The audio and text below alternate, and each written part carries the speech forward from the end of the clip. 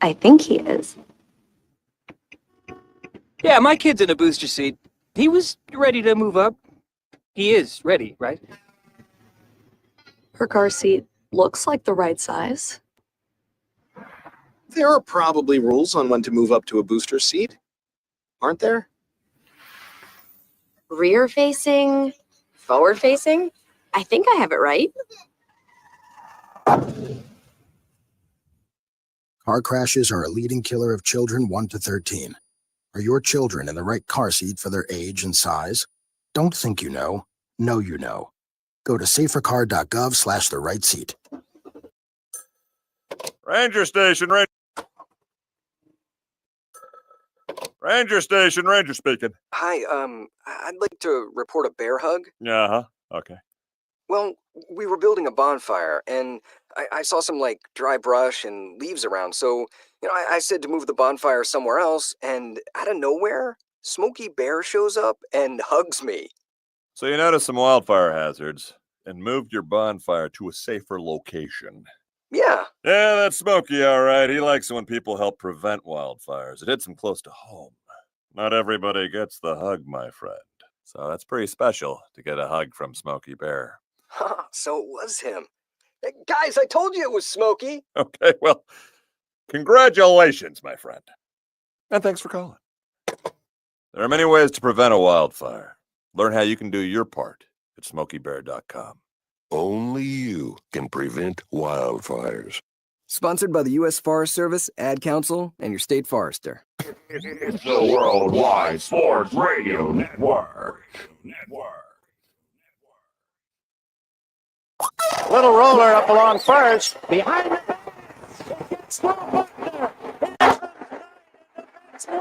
see you in Pittsburgh. Can't wait.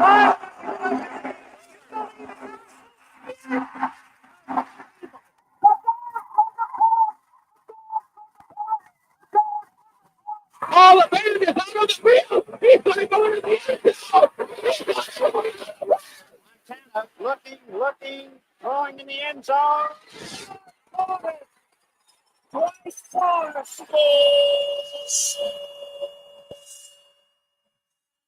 You're tuned into Game On with Josh Silverberg and Eric Bowe. Talking all things sports. It's Game on! Yeah, game on! Game On, right here on the Worldwide Sports Radio Network. And we're live, ladies and gentlemen. Happy Thursday to all of you. We are on a little before 6 o'clock tonight, so we are early. It's fantastic. It's fantastic, I know, right? This is Game On, joining you every Thursday right here on the Worldwide Sports Radio Network. Of course, the host, Joshua Silverberg, Speedy Petey, on the board, smiling. He's excited. He'll be in New Orleans next week, so he's stoked about that. My co-host, Mr. Eric Bowe, how are you, sir? Oh, it's a beautiful day. It's a beautiful day out there. How are you? It's good, but it's nighttime now, so. It's a beautiful night. There you go. Lots to get into. We're going to get into the New York Mets stuff with Pete Alonso, have some drops with that in regards to what Steve Cohen said at Amazing Day, which I was at on Saturday. So we will discuss the whole situation there. Max Scherzer signing with the Toronto Blue Jays, why it's going to be a mitigated disaster for him and for the Toronto Blue Jays. It's these headphones too, Speedy. That's what's doing it. And it is going to head coaching press conference introductions. Are they important? We'll discuss that. We are going to be doing our Super Bowl prediction tonight because, of course, we will not have the show next week. Speedy will be in New Orleans. So the schedule is we're on tonight. We will not be on next week. We'll be on the following week. And then we will not, well, potential. Eric wait till you see. Could possibly be on. I want Eric to take over when I'm not here once. I want Eric to do it. But you know what? You're going to leave me high and dry. Do I get to call Nelson? Nelson? Take Brian. Bring Brian on the show with you. Let Brian do it. I get Nelson on the show. See? That was what we talked about. You can get Nelson and Nelson Sr. I'll talk to his agent. Well, I was going to say, so obviously the reason I will not be here is because I will be in Disney World Florida, so I will not be here. I will be as what they Take the have spot. on Earth. I find it to be the biggest ripoff on Earth. We'll leave it at that. Lots to get into. The Super Bowl is set. The stage is set, as they say. And as Speedy has it on the headline for the YouTube page, the Super Bowl that nobody wanted. Yes, the Philadelphia Eagles and Saquon Barkley leading it down to Bourbon Street, baby, to go up against Patrick Mahomes and the Kansas City Chiefs. But not the referees, okay? It's not the referees on the Chiefs. You keep hearing all the players say it's not the referees, right? Yeah, well, they should learn how to spot the ball for Josh Allen, be it as it may. And then I actually have an interesting question. I'm going to give you to the end of the show, Eric, to think about it. I want you to think of, give me a few of the top fan bases in the NFL that are basically feeling basically have the biggest heartbreak of any. Who are the fan bases that are going through the most right now? I can name a few off the top of my head, but okay. So think about that. You'll be surprised. I will say, obviously, I think the New York Jets will be on there, but they are not my number one, surprisingly. Are we doing top 5, top 3? You could do. I would say top 5. Okay. Top 5. So we could say that for the end of the show. But of course, you have the Philadelphia Eagles and the Kansas City Chiefs. This is the one that nobody wanted. We all wanted to see Jaden Daniels take the reins as a rookie, go to the next stage. He's been exciting. Josh Allen, could he get the Bills their first ever Super Bowl win? And we get Nick Sirianni and Big Dom. We get Big Dom, and then we get Travis Kelce, and we get Taylor Swift, all in one place. No, but the real story is going to be, can Mahomes win his third straight? No team has ever done it. Or will Saquon Barkley, in his first year with his new team, get his Super Bowl? And a guy that has been craving it for a long time. So there's a lot to digest. Obviously, the games. We'll start with the boring game first. That was the Washington-Philly game. I mean, that was. Look, I think Washington was just. The moment was too big for them. We saw a lot of mistakes by them. I think it was 3 turnovers in the game, costly turnovers. Philadelphia owned that game from the moment that first play happened and everything like that. That was a killer. So, when you look at it in that perspective, I'm just moving this over here, Speedy, for now, because I think that might make it better. Yeah, that makes it a little bit better. Josh, do me a favor. Can you hand me the paper towel? I got some egg on my face. I got to wipe off. Don't worry. Me too. Don't worry about it. Speedy, did you pick the Commanders too? I did not. Oh, you see, you're smart, yo. You're like He's the smartest guy in the room. You're like I did pick the Bills, though. Oh. He's still the smartest guy in the room. You're right about that. You give him a statistic from 1965. I'll probably know the answer. So, in the end of it all, I think the moment was just a little too big for Washington. We saw a lot of mistakes that they haven't made the entire playoff.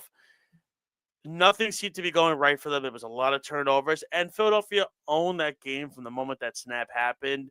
I don't want to say that it was like a game from last year with the Giants, but it kind of felt like the game from 2 years ago with the Giants, where they just owned that game the moment the first snap happened, and they just took charge from the get-go. Correct me if I'm wrong, Josh. You're wrong. Okay. Where was Washington's run game to help open up the passing game in this? Yeah, Robinson and Eckler were just non-existent in the game. The offensive line got bullied. Jalen Carter, this is, look, we all remember in the draft, right? He was one of the best players in the draft, and nobody wanted to touch him because of the car accident that happened. People obviously passed away, and he drove off, and nobody wanted to touch the guy. And he fell to the Eagles' lap. And they're reaping the benefits.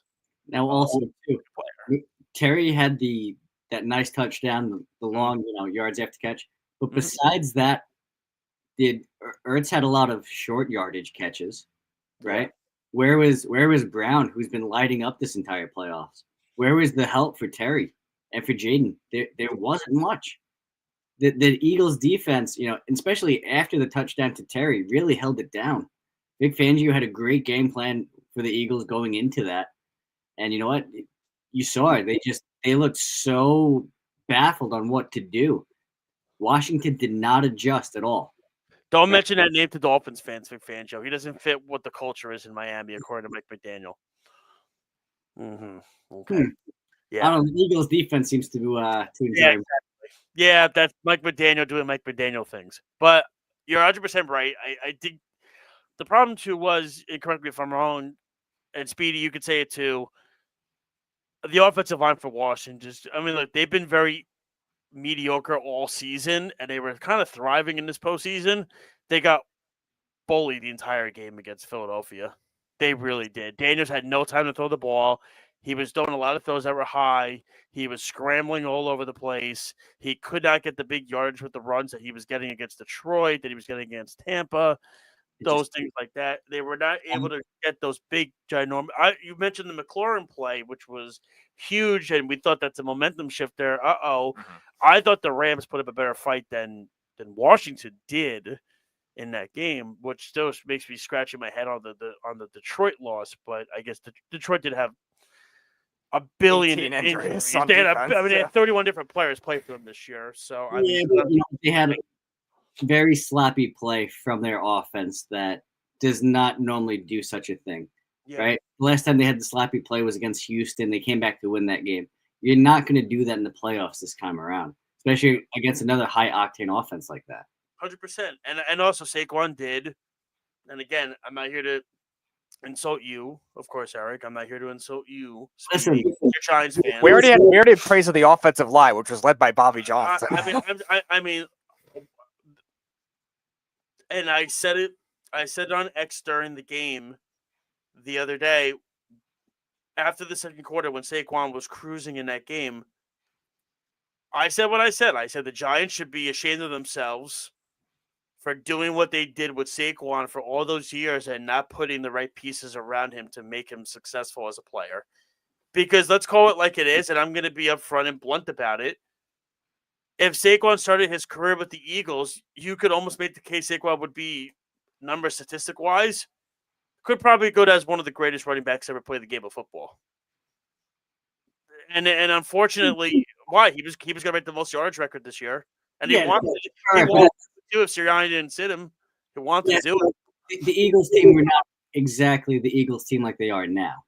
You know what I mean? Like, let's. Yeah, but the Giants gave him nothing. 100%. Gave him nothing. Think about how different it could have been, right? You didn't sign Daniel Jones. You signed Saquon. Or you could have traded him.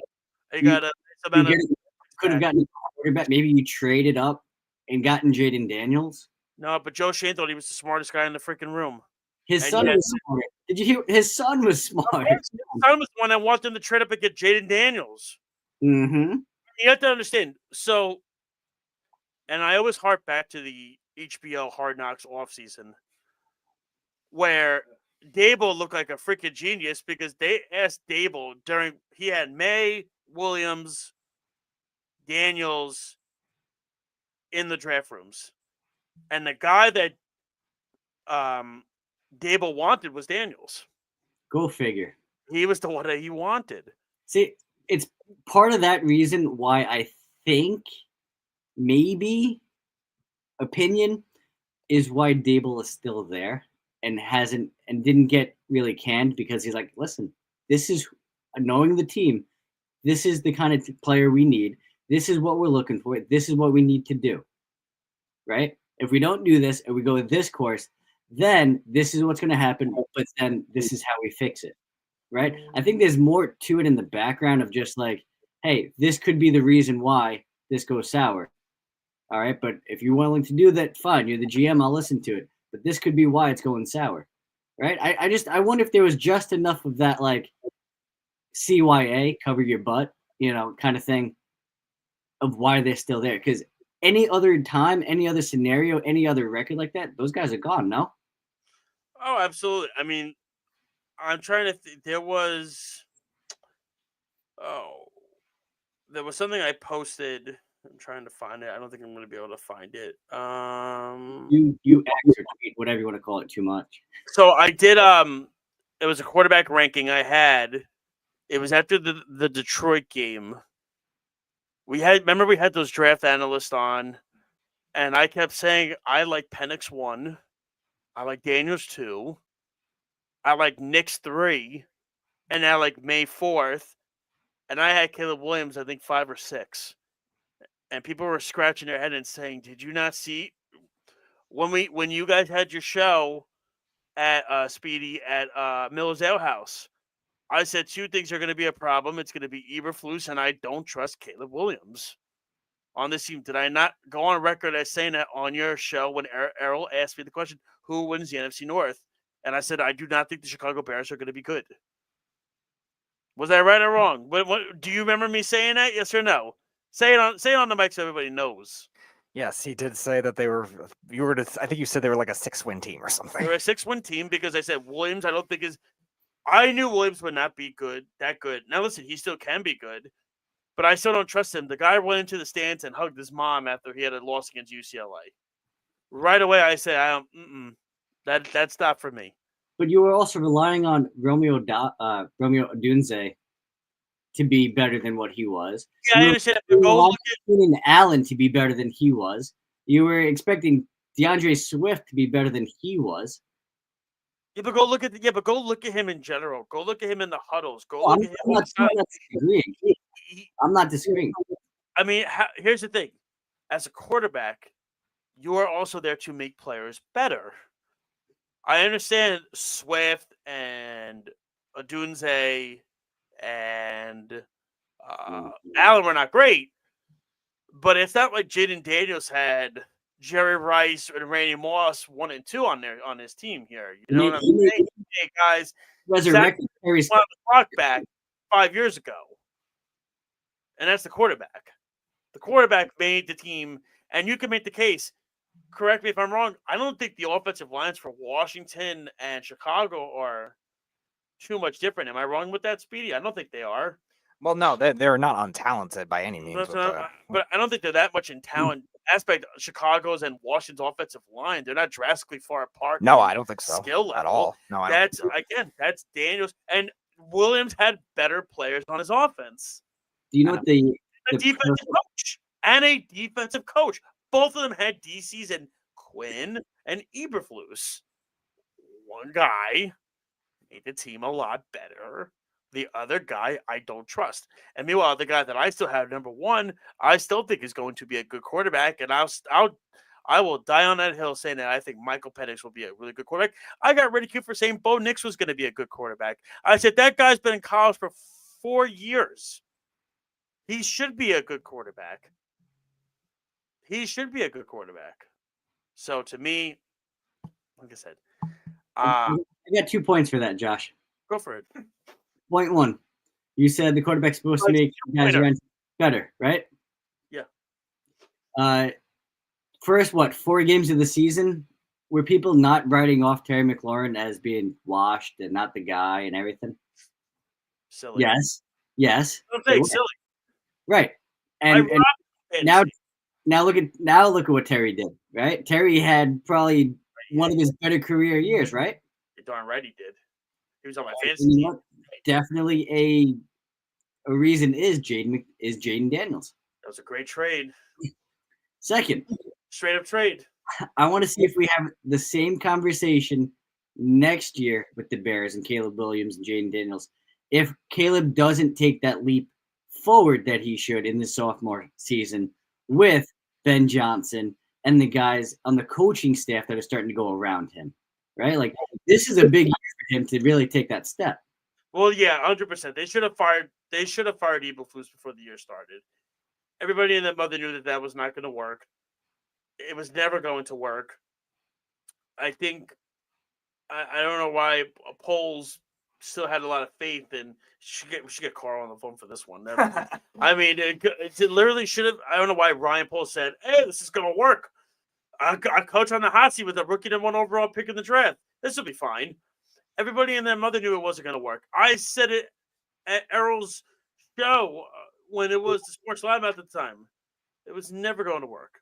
So that's why this year could be a big step because they seem like they have the right coaching and staff in place to help Caleb this year. 100%. But going back to what the Eagles did, I think it's, everybody said it before the playoffs. They got hot at the right time. They got hot at the right time. They started figuring themselves. They started feeling themselves, figuring themselves out. They have a great offense. They have a great defense. They have the most talent of it.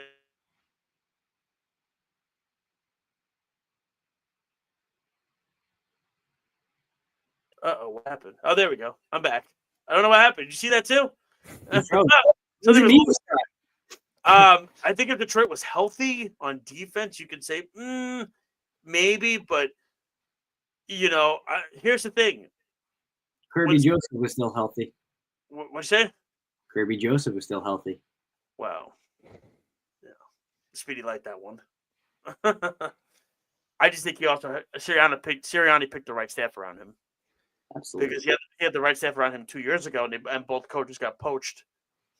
And then they had Matt Patricia. Yep, and then he decided to go within the organization. That did not work. And Sirianni said, okay, my job's on the line. Let me hire two unbelievable coordinators in Fangio and Moore. And by the way, Moore's probably going to get the Saints job. And Fangio, he'll still be there. I don't know if Fangio's ever going to. He's just older, so I don't know if anybody's going to hire him. He wasn't that bad as a head coach either. No, he just it's doesn't ever have a lot of upside. Yeah, that's the thing. He doesn't really have a personality. That's the issue. He doesn't really have. But what the report is saying is that Moore is like a guy for the Saints, for the head coaching job. So that means we get Mike Kafka back, Eric. Get ready. Yeah, he is the weirdest. It is the weirdest thing with Kafka. Really quickly off the tracks for a second. He doesn't even have a contract, I don't think, with the Giants for next year. But yet he keeps getting coaching interviews and making it to like second and third rounds. But like it doesn't seem like the Giants want him back. But yet here he is getting second and third round interviews. It doesn't make sense. But anyway, to me, I view this as now Sirianni's going to have to do it again because Moore's going to go to the Saints. Sirianni's going to have to be like, all right, who's the next? Do you hope and pray that Slowick doesn't get hired right away and hire Slowick to be the replacement for Kellen Moore? That's the guy that screwed. When we get to the coaching part of this, that's the guy that screwed himself more than anybody. That guy had a million job opportunities last year and said, nope, I'm going to stick it out one more year with Houston, and boom, he gets fired. Having said that, I think the Eagles roster-wise, as talented as could be, and then you have the Kansas City Chiefs, which I picked the Chiefs last week, and everybody was like, it's going to be Buffalo. They're going to do it. And I said, they're not going to do it. They're not going to do it because this is the thing. The referees are not – guys, boys and girls, ladies and gentlemen, use your listening ears. So I tell my son, use your listening ears, okay?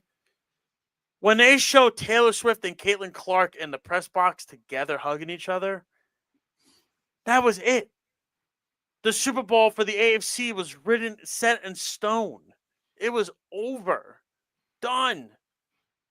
Because they're like, you don't think Caitlin Clark's going to be with Taylor Swift in that press box in New Orleans? Oh, come on. Stop. That wrote itself. I said, when I saw Clark hugging Swift, I said, it's over. It doesn't even matter. You got me thinking. And you know what, ladies and gentlemen, this is off the top of our heads nonetheless too. All right, let's break this down team by team, position / coaching. All right. How about when you talk about quarterbacks, who do you think has the edge? Oh, it's Mahomes. I don't even trust Hurts. Okay. Which is crazy. You should at this point because he's been to 2 Super Bowls in 3 years. You should, but it's still people are on him. All right. You can tell he can't throw the football. No, it absolutely has to be Mahomes.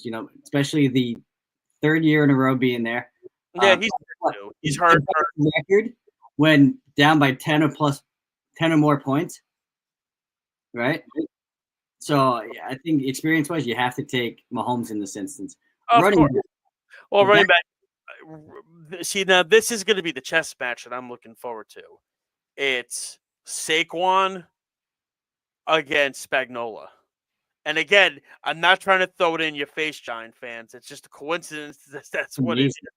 That's what it is. Speedy's rubbing his eyes like that's not what I'm doing. Spags, Saquon, and Bobby Johnson all in one show. I mean, I'm trying not to do this. And Mike Kafka. Kafka. And Mike Kafka. I'm trying not to do this on purpose. Listen, I want this back as my guy for the Jets, but we'll get to Glenn in a second.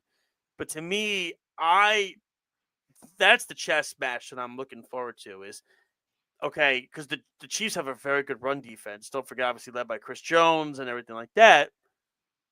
Their run defense is really good. I want to see how Saquon weaves his way through the trenches with that team. Mm-hmm. Because we've seen it, like, Mixon was okay against the Chiefs, but he wasn't, like, outlandishly good, right? He was okay. He wasn't great, right? And, the big thing was I thought James Cook actually had a good game last week. So the teams are running on this Chiefs team very well, which they're a good run defense team.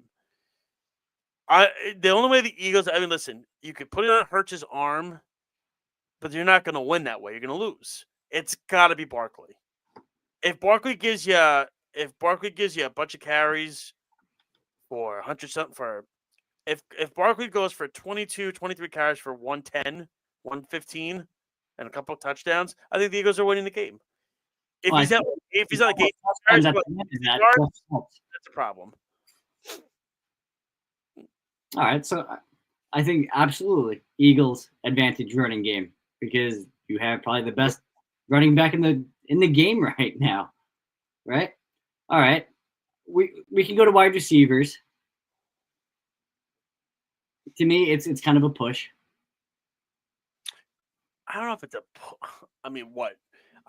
If this was 3 or 4 years ago, the Chiefs easily have the upper hand with Hopkins and Juju. All of a sudden, Smith-Schuster comes out of left field, and this is the killer, too, is that the Bills made the trade for the Chiefs to jump back up in the first round to get Xavier Worthy. Mm-hmm. When the Bills, a lot of people were saying the Bills are the ones that should have taken Worthy. Right, Speedy? Mm-hmm. And they said, and everything like that. So to me, who is this? Caleb Daniels says, please talk about ex-Panthers receiver, one-year wonder David Geddes. I'm not going to read what the last comment is. So everything like that. That is not a nice comment to say. So here's the best one, right? Speedy, who is David Geddes? Can we get to David Geddes really quickly? I know this. I don't know why it's relevant here. It's not. Who's Caleb Davis? Do you know who he is? No. Okay.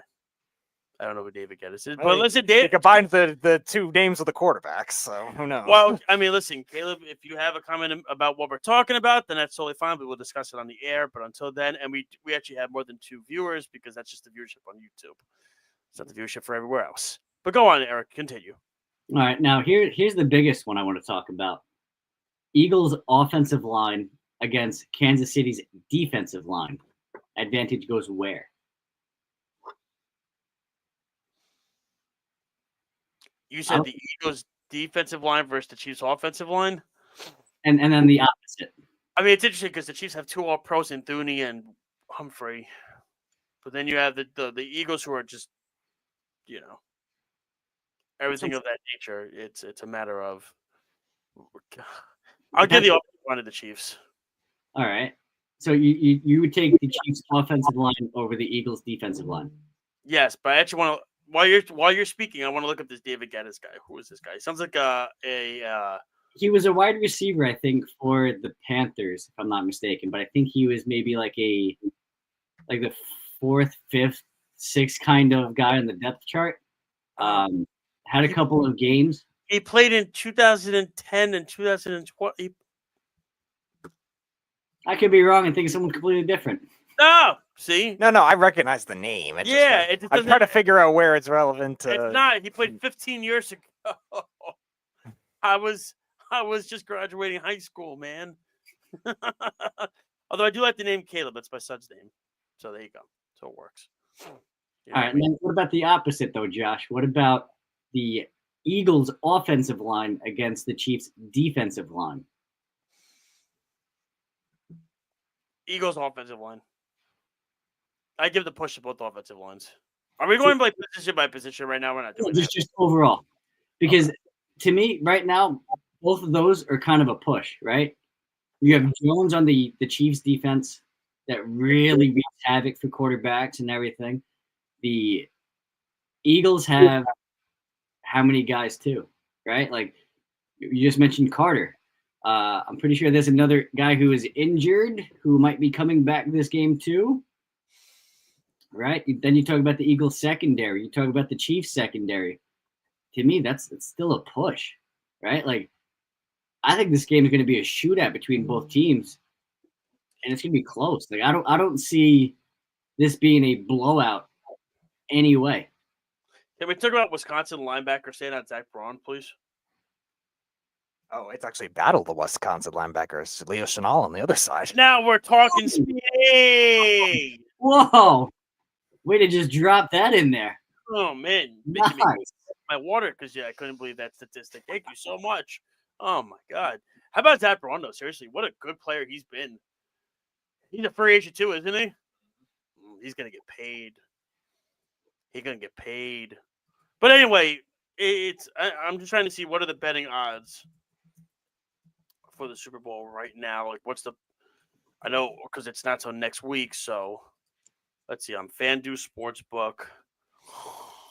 Yeah, that's good. Right now, the Chiefs are 1.5. Sounds about right. Close, and it's the over/under is 48.5. So like it's a good matchup. It's not the one that everyone wanted to see, but this is a good matchup. It's the one nobody wanted to see.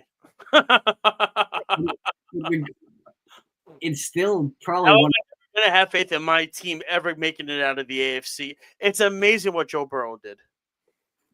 Down 21-3, which that game, Speedy remembers this. Eric, I don't know if you ever know. That game cost me $50,000 in a single game parlay. In a same game parlay. I picked. You remember the 10 parlays I picked? I got 9 of them right, including Joe Burrow over 10 rushing yards. I put $10 down and won $50,000. All you needed was what was the last one? Go ahead. Chiefs money line, and they lost. On a comeback started by Giants legend Eli Apple, you douche. But before we get to our next topics and everything, because we do have some sounds that we want to play and everything like that, who are we picking in this game? Eric, would you like to start first? Speedy, you will not pick because I know you're going to probably discuss it next week, so you will not pick. Eric, who would you like to pick in this Here's game? The tricky part. It's time! Yeah, man! Should we get like Taylor Swift? We just went through the teams and the advantages, right? Yeah. We talked about the lines being pretty even. We talked about quarterback play favors the Chiefs more. Running back play favors the Eagles more. Yeah. This is going to be I think at the end of this game, we're going to be like, wow, that's an instant classic, right? Like it's going to be one of those instant classic kind of games. I think the fact of being there, being down in the Super Bowl, being up in the Super Bowl, seeing what it's like, the Super Bowl, talking to the refs. I really do think, though, power outage, the experience of just being there before, what to expect. They've seen every situation so far in the Super Bowl, right? Even when they were supposed to, lose to that Eagles team 2 years ago. And they came back, and there's that game winner. And James Bradbury, another Giant. And listen, was it a pass interference? Yes. Should it have been called at that moment? 1,010% no. It wasn't enough. I'm sorry. So, based on the experience, I believe that's the way it goes. It's going to be, again, an instant classic. It could come down to who has the ball last. And if that's the case, you do not want to be in those kind of games with Kansas City. They've thrived on that this year. And you know what? If it happens again, I see no different outcome. Give me the Chiefs. I've been back and forth on this. I think Saquon's going to take over this game to the point where I think it's going to be a legendary performance where he's not going to be stopped. And it's going to be unbelievable to see. He deserves it as much as anybody, in my eyes, because you have to understand something. He still wanted to be a New York Giant. He didn't want to leave. Joe Shane kind of forced him out. That's called being a soldier, a leader, wanting to change the culture of an organization. I also have a lot of respect for Saquon Barkley because you grew up a Jets fan. God bless you, man. Love you. His birthday's Sunday too. Is it? Oh, So, dude. Eagles' birthday. What? To me, I think Saquon's going to have a great game. And yes, it is going to come down to a Jake Elliott field goal. God help us all in Philadelphia. Not that I care. I can't stand either one of these fan bases. They're driving me nuts. But I am going to take the Eagles in this one. I think Saquon's going to have a monster game. I think he's going to win the MVP, and it's going to be well deserved. I think I think the Chiefs will get the ball in the last possession, and I think either Jalen Carter or Zach Braun is going to make a big play.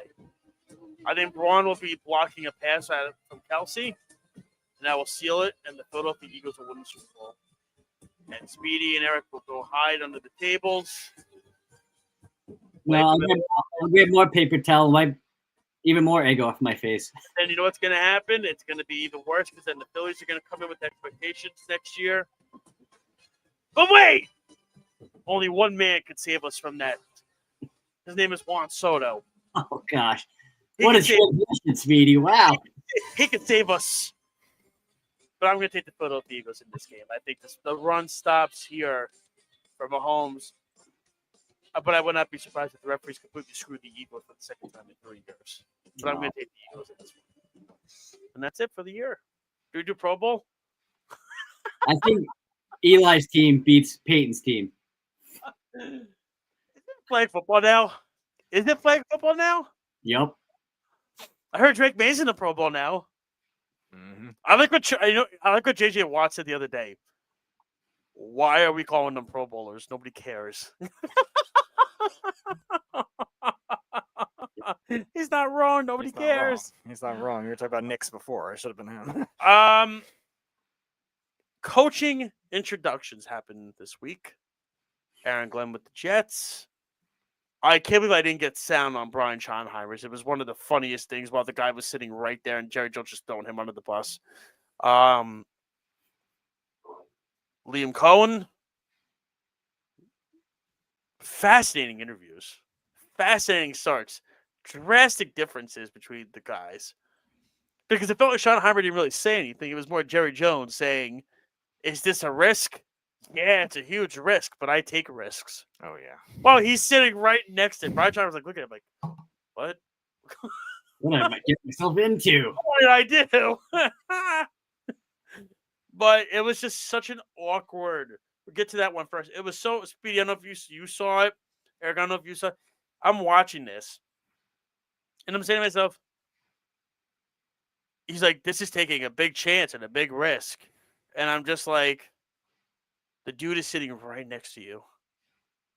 So you're saying that he's a risk? Like, how is that going to give the guy any confidence to even go? Think about this. Chip on his shoulder, right? Brian Schottenheimer. The debacle that he was with the New York Jets and the Seattle Seahawks is now the head coach of the Dallas Cowboys. And I know Errol talked about it on the show. I'm shocked by this hire. He said, you want to know something? I'm not. You want to know why I'm not shocked by this hire? Because Jerry Jones likes yes men who stay in their line and know their role. He doesn't like guys like Bill Parcells and Jimmy Johnson, those guys who are successful but will step on you. Like when Bill Parcells got hired and told Jerry Jones, I'll take the job, but you need to stop doing your post-game interviews. And Jerry stopped doing them when Parcells was there. What happened? Parcells left. Jerry Jones went right back to doing it when Wade Phillips came in. So this is not a surprise. I'm not surprised by this. I don't know why anybody else should be surprised by this. He likes people that fall in line. They are yes men. They will do what he says for them to do.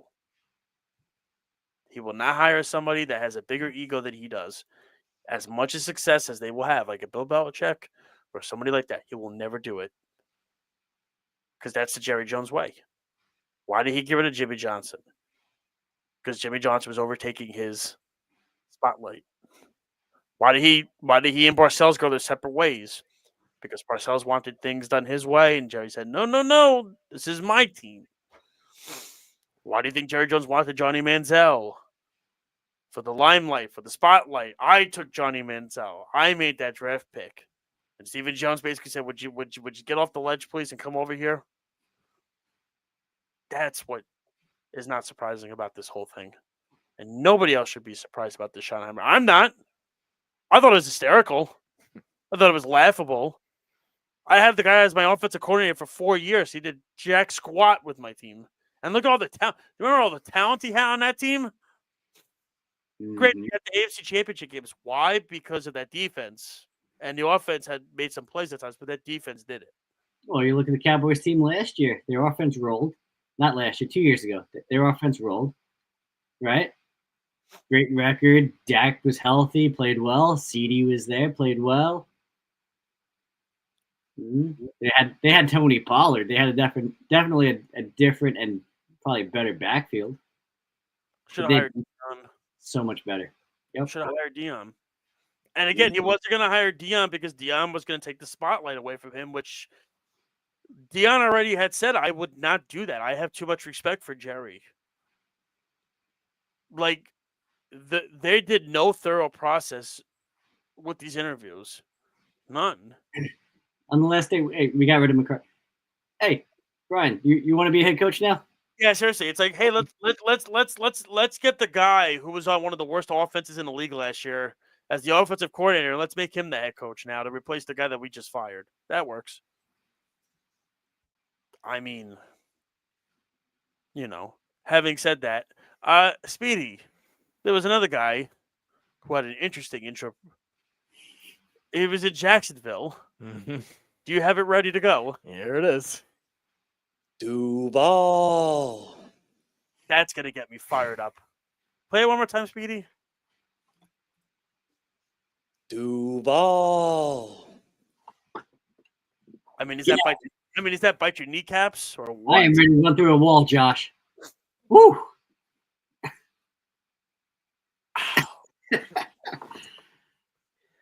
Now listen. Who's the PR guy in Jacksonville? Is he the kid as an intern? Yeah, Are you accusing Shad Khan of manipulating his sons into doing stuff? I wouldn't have Tony touch anything. That wrestling company itself is a disaster, and I watched that company. That's bad. They had to, did you hear they're now succumbed to 2,000-seat arenas now because they can't sell out other arenas anymore. Hey, sounds like an analogy with the Jaguars. That was Duval. I mean, like, I just like. Are the fiery guys really that much better? You know what I mean? Like Dan Campbell, is he that much better? Look at his press conference. It was the complete opposite. I really wish I pulled up Nick Sirianni's. But that's what I'm saying. Soft spoken. Maybe he's loud in the locker room. Now, Speedy, do you have Aaron Glenn's ready to go? Aaron Glenn, the opposite of Liam Cohen. Put your seatbelts on and get ready for the ride. Listen, there are going to be some challenges, but with challenges gets opportunity. But here's what I do know: we're the freaking New York Jets, so we're built for this. Boy, you could tell a difference. Woo! Watch Liam Cohen have more success. You beat me too. I'm sorry, Josh. No, but in all seriousness, he knows that Jets organization. He's ready. I mean, that whole First off, the whole thing with Cohen is very weird in itself because he was at the hospital with his kid. He was very sick. He wasn't returning Todd Bowles' calls. Whether he signed to be back, but then he went to Jacksonville. And I was talking to Speedy about it on the way here. In his last, I believe, 4 or 5 years, he's only been at a place for, I think, 1 year, and he's left. So my question is, if it gets too tough, does he leave? Do I trust this guy? Now, he did a great job with Baker. I'll give him that. But my, again, question is, he's only been at the last 4 or 5 years, he's been at one spot. And then you have Aaron Glenn's, and Glenn already started hiring his staff. He hired Steve Wilkes for DC yesterday, and he hired Chris Banjo from Denver for special teams yesterday. And the rumor is they're going to hire the tight ends coach from the Lions to be the offensive line coach. They might hire the QB coach for the Lions to be the offensive coordinator. It's the rumor that's going around, but supposedly Glenn. And it was confirmed Glenn is not going to be calling the defensive plays this year. Huge. It's not. Yep, he's giving it all to Steve Wilkes because Aaron Glenn said, "I'm a head coach. I need to be a head coach." Thank you. Somebody gets it. You don't just hire a guy off the street like an Adam Gase or Robert Saleh who hires just a guy. And listen, everybody's gonna say to me, "Oh, Jeff Ulbrich just wasn't a guy off the street." Well, the truth is, before Speedy, you could attest to this. Before Ulbrich got to the Jets, he wasn't that good of a DC in the first place. And then when Saleh got fired, Ulbrich was even worse. So was it Ulbrich? Now, Ulbrich went on record this past week saying there were so many things that I did wrong when I became the interim head coach. I should have delegated. I shouldn't have stayed on as the DC as well. You admit it. But the defensive structure got worse as the year went on. So was it Ulbrich or was it Robert Saleh? That's the prior note because when Ulbrich was also in Atlanta and he's in Atlanta again, he wasn't that good of a DC there in the first place. You know what I'm saying? That's the part that I'm just like, okay. Or was it Ulbrich and Nathaniel Hackett, or was it Robert Saleh? Ultimately, who picked his coaches, though, too? Well, Saleh didn't pick Hackett. I mean, Saleh was kind of hand-tied to Hackett. He didn't have a choice. Trust me, he didn't want to fire LaFleur. Mm-hmm. He wanted to fire Hackett, and then when he told Woody Johnson he was firing Hackett, he got fired, Saleh. But it's going to be a whole... Boyer, who's been the special teams coach for the Jets for the last 12 years, I believe, he's out. He's in San Francisco now. Keith Carter, he's out. So it's a whole new... It's a whole new staff now with the Jets. Everything's new. But the thing that Aaron Glenn had said to me that stood out was when he was talking, he said, and I'm probably going to butcher it, and I might misquote it, but he did say, we're going to talk about the elephant in the room right now and address it. Aaron Rodgers will be talked about. And I have already started communication with him. And I said, whoa. And I went, wow, he really was just very upfront with that. And Aaron Glenn then said, he goes, we can't wait around. Either, he said to them, buckle your seatbelts, come join the ride, and everything like that. This is a guy that has seen the ups with this team with Bill Parcells as a head coach and was a game away from the Super Bowl. And he talked about losing the AFC Championship game to the Broncos. Because let's call it like it is. If the Jets beat the Broncos in that Super Bowl, in that AFC Championship game, they're winning the Super Bowl against Atlanta. And who knows what happens the next year.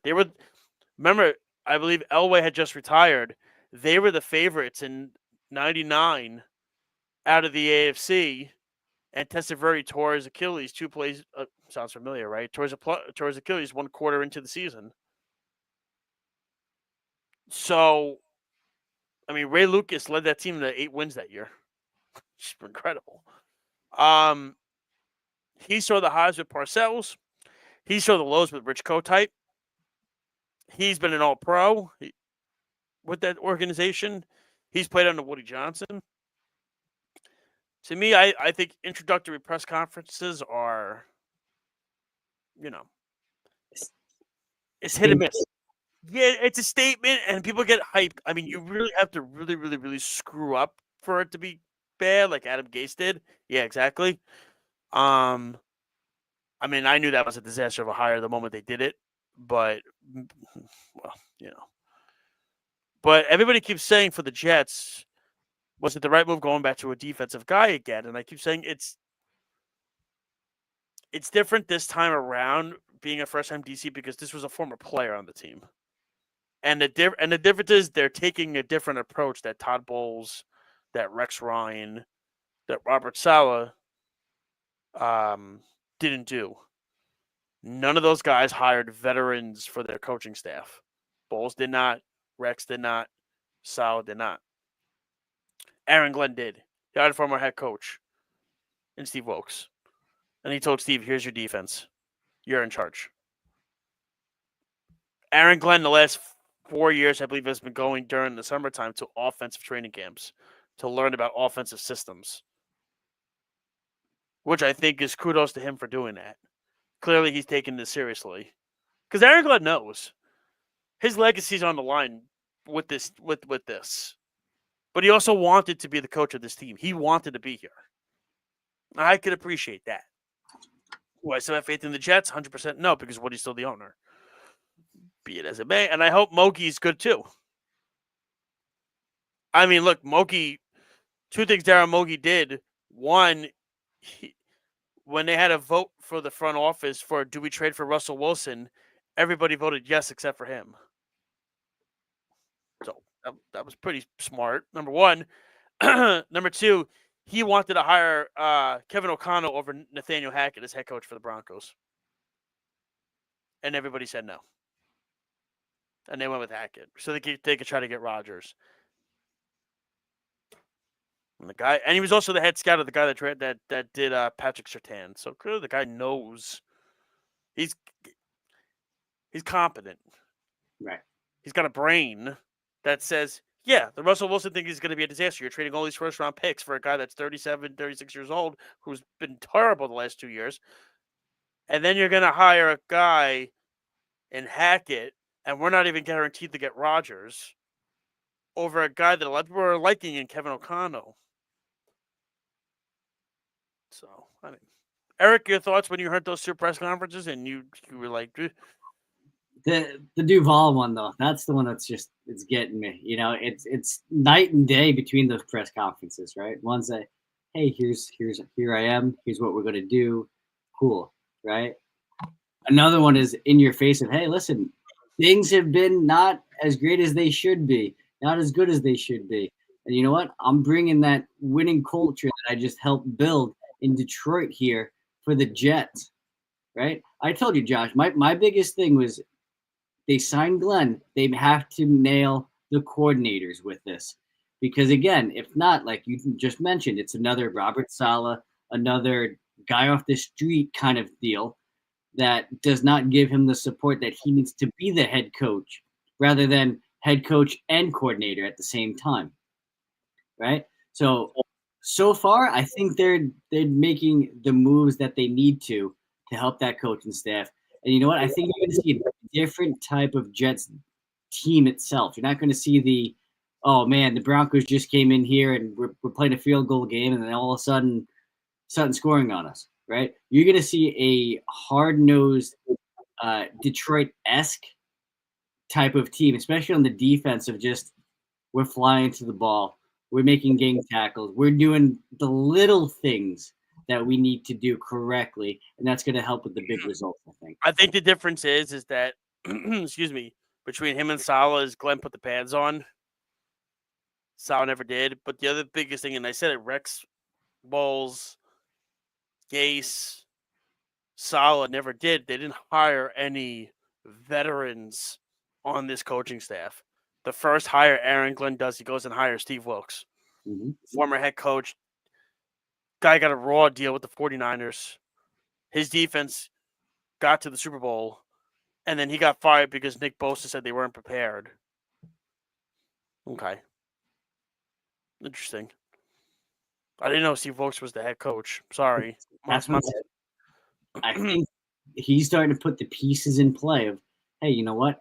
Who's the guys with the experience too? That Yeah, could help me. he's on Denver. He's been, Mogi knows him from Denver. He had been another a guy from the Sean Payton tree. Mm-hmm. Yeah, I was just saying, I think he was with Glenn when Glenn was with the Saints. He was with Glenn with the Saints, and then he was with. It does sound like, other than Wilkes, it's going to be a lot of Lions guys and Sean Payton guys. Why not? Very experienced guys. Very maybe Haley, which could be from McVay, which would be great. Yeah. Nick Haley would be nice. That would be nice. I don't think we need to talk about. You know what? I would want to sit down and I'd want to hear what Bobby Slowick has to say. I'm serious. I want to hear what Slowick says. People keep saying that the Texans regressed. Well, I mean, they lost Stephon Diggs and Tank Dell. Mm-hmm. I don't know what you wanted. And let's go. Nico Collins was not healthy for really the whole season, right? So did CJ Sharp really regress, or did he just lose everybody? How good did they look the first half of the year or first quarter of the year when all those guys were healthy? They look great. Mm-hmm. And honestly, they outplayed the Chiefs in that playoff game. I don't care what anybody says. I think Slowick got a raw deal, man. I would talk to him for OC. Their biggest, toughest, and maybe the most mental loss that they had, Josh, was that Detroit game. They had that Detroit game in their hands, causing turnovers. Yeah. After that, you can tell all of a sudden it was a shift in focus of, wow, we're going to take a step back. We're not who we think we are. I think that was a big. You're going all dead and green right now. They are who we thought they were. Let's get to a little bit of some baseball news. Obviously, Pete Alonso's still out there. Alex Bregman's still out there. I went to the Met Amazing Day on Saturday. It was pretty cool. It was all right. Yeah, give us some details. You hyped it up last week. It was fun. My son had a great time.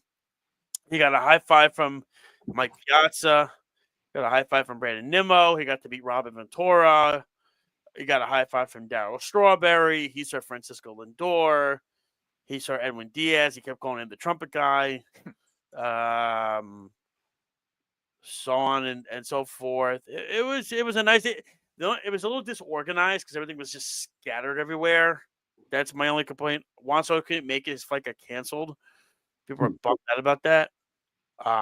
But when you look at it, I know my brother. They got to meet Sean Manaea, which is pretty cool.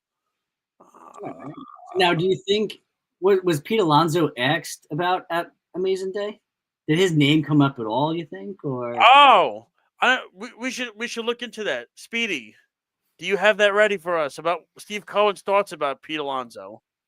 Do you think the negotiations went well? I don't know.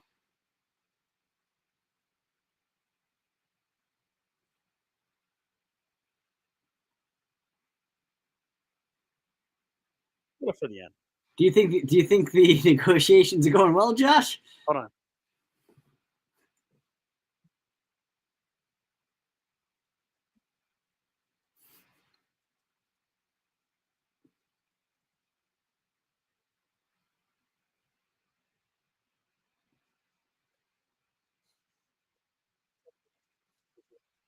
I don't know. I think we've heard it.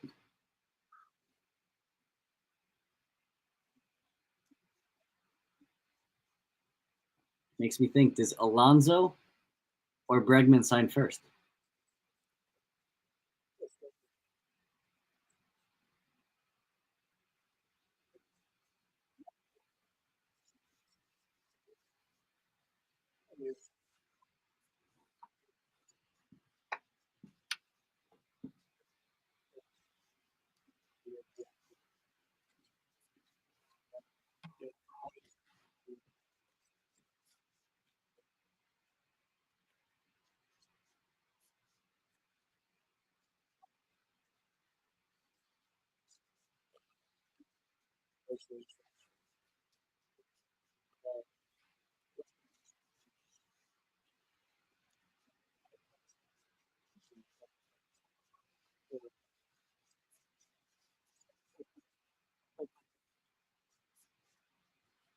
But also, that's what you want to see. Okay. As Eric was trying to chime in during that. Did you hear it or no? Was it playing? Yeah, it was. You didn't hear it? I'm thinking it was just low, and I'm like, oh, all right. It was playing. So yeah, I mean, come and then it was so funny. 24 hours later, Alonso was back to talking with the Mets again. After that, Funny how that worked. and I think we're now starting to get to the point with Pete where Pete's just like telling Boris, "I want to be a Met. Make this happen." Because apparently other agencies have now reached out to him to try to poach him away from Boris, and he has said no. But my thought process is, if once I get this contract done, I'm firing you. You have let me down. You screwed me over. You messed up my market. You put things out there that were not realistic. And Steve Cohen said it. The Soto one was tough. This is worse. I don't like the structures that are being presented to us. I don't like it. And it's so funny. The crowd was booing at the beginning. And by the way, those fans that were booing, you're all dumb idiots. Number one. Number two, they were all clapping for him at the end because he explained to them and he was giving them clarity of what the negotiation has been like. Josh, can I tell you what it comes down to? If you're Alonso, you go, okay, yeah, you don't sign me, who are you signing? Yeah, go ahead, I'll wait. And then all of a sudden that's like, yeah, you know what, Vlad Guerrero sounds like a great idea. Yeah, exactly. And let me tell you something. If Pete, maybe we'll sign. And you know what's funny? If Pete, it's funny because Pete's still available. It's interesting. Mm-hmm. And now you're hearing names like Spencer Torkelson, Ryan Mountcastle. His names are being thrown around. Now it's first. You mean you have other options besides me? Yeah. Okay, let's talk again. Yeah, and it's funny because, and it's so funny, you know, really quick because I know we have to end at 7. We're going to do You're Better Than That in 1 second. I wanted to share this. I'm about to, Speedy, you'll like this. I'm about to throw Andy Martino under the bus in 5 seconds. Of course. This is what I do best. Yes. Well, he and I have such a good relationship. It's fantastic. I mean, I'm only blocked by him on X. You tell me if this makes sense. I'll read it quick. If the Mets and Alonso do end up back together, the roster will be better off for the pivot. After Alonso turned them down, they committed money to Winker, Minter, and Stanek. If they decide to increase payroll beyond initial plans, a tough call, they'd all have those players plus Pete. So what the hell does that even mean? So they pivoted to pivot back to Pete? Is that what you're saying? Sounds like he kind of just ran it back, no? It sounds like he doesn't know what he's talking about, and I want him on the show, Speedy. Get him on the show. All right, I'll try to message him on your blocked account. Message him. Message him. Get him on the show. Don't even tell him who's going to be on the show. Oh yeah, that's going to work out well. I'll throw him through the flames, man. I will roast that man. Doofus. Yeah, they pivoted to Pete. Duh. Just saying. I enjoy his work, and he gets you fired up. It's a win-win for me. Exactly. Now we have to end at a hard 7. Let's get to Get Better Than That. Eric, go for it. Whew. All right. We didn't get to the fan base thing, but we'll do that another time. All right. Let's talk about the entirety of the narrative that referees and NFL scripts are actually a thing.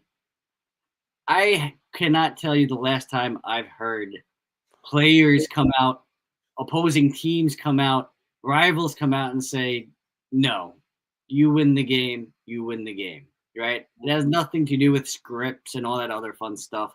But we like to do a lot of conspiracies and all that other fun stuff. And you know what? I cannot fall for this one. I don't think there's anything scripted about it. I think Patrick Mahomes was underrated coming out of the draft and has proven himself to be one of the all-time greats. So right now, the whole script thing, that's the part I think is a stretch right now. Come on, you're better than that. Eric, I will let you run now. It is 7 o'clock. You are free to go and do what you need to do. I want to hear yours, Josh. Come on. Oh, all right. Well, I also got to do the thing for the end of the show, too, so that's why it might be a little bit long. So I was trying to get you off. But anyway, I'll do mine quickly, and then you're free to go. Mine, you're better than that segment. It's very simple. It's Scott Boras. Dude, stop playing your clients. Stop playing with your players. Alex Bregman is still out there. Pete Alonso is still out there. Wow, congratulations. You got Max Scherzer, a one-year deal today for $15.5 million. Highway robbery, by the way. I can't believe anybody would give him more than $3 million. You're going to give that man $15 million. Ridiculous. Scott Boras, you're way better than that. Eric, always a pleasure, my friend. Thank you, sir. I will talk to you in 2 weeks. Whatever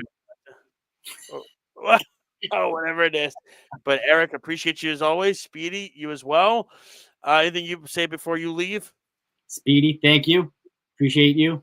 What do you got? No, you guys. Thank you guys for the kind words. Loved all the banter. Loved bashing all the Giants on the ship. Andy Martino bashing session has come about, and we need to do an entire segment on it. I enjoy his work, and the fact that he gets you riled up, I'm all for it. This is gonna be round up. I think he makes himself look like a jackwagon. Where can you listen to the show? That's something I would have never heard. I thought I would hear. You can check us out on worldwidesportsradio.com. Check us out on YouTube, Instagram, Spotify, Apple Podcasts, all smart speakers, Instagram, TikTok. What's the other one that you said? For live streaming? Yeah. We got YouTube. Said that. We got Eric, you can go. You don't have to stay now. You can go. No, that's it for the live streaming. You got all the live streaming. Yeah. All right. All right. Speedy, enjoy New Orleans next week. Have a great time. Have fun. Rumor has it somebody could be making an appearance on one of these live streams, possibly. There could be. Ooh. Is he on the screen now? Very possibly. Ooh. Is he wearing a black shirt? Ooh. That's up to the vantage point of the camera, I guess. Oh, yeah. I would ask Eric too, but he's always swamped. Oh yeah. Now we just have to. Eric did not freeze for this show, though. Eric did not freeze for the show. All right, we got to get out of here. Eric's got to go. Everybody, enjoy the Super Bowl. Have a great time. If you're going, be safe. Good luck to the Chiefs. Good luck to the Eagles. I can't stand you fan bases. You drive me nuts. I wish nothing but the worst, but whatever happens, happens. Until then, peace, love, and happiness. Have a great weekend, everybody. We'll talk to you in 2 weeks. This has been Game On Live on the World Wide Sports Radio Network. You're listening to the Worldwide Sports Radio Network.